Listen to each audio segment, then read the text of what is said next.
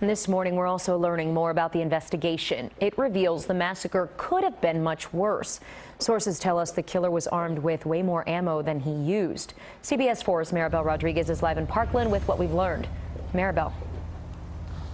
Oh, good morning. Sources tell CBS 4 News that shooter had more than 100 bullets left unused. Fortunately, his gun jammed and he was not able to use them.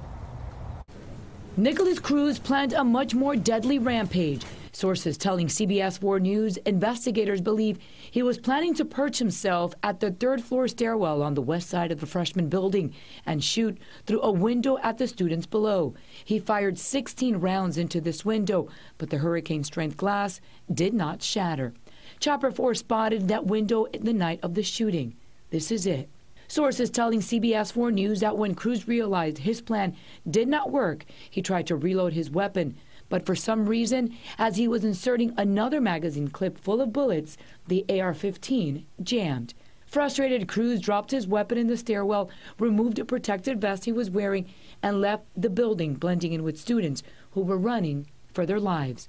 Sources say he had more than 150 bullets left, unused. The fact that the gun jammed is most likely what Senator Marco Rubio was referring to at last week's CNN town hall when he said the Parkland shooting had led him to change his mind on high-capacity magazines. He is reconsidering his position and may now support a ban. I believe that there will be evidence that at a key moment in this incident, three or four people might be alive today because of something that this deranged killer had to do. Meantime, Broward County commissioners voted to hire an outside expert to conduct an independent investigation into the events before, during, and after the massacre.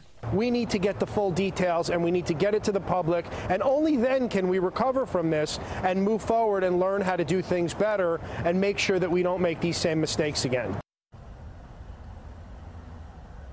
And back out live, here are live pictures once again outside Marjorie Stoneman Douglas High School. School will be resuming in about an hour. However, we have seen a steady stream of cars driving into the school more than an hour ago. Also, dozens of police officers from several departments. We've seen from Sunrise, we've seen from Weston, along with BSO and Coral Springs Police. Here they are at every single entry point of the school. There you see all the car staff making their way back, as well as the students and the parents. It will be a very tough and emotional day for all of these students, parents, and of course staff. School will resume at 7:40. We're live in Parkland. Maribel Rodriguez, CBS 4 This Morning.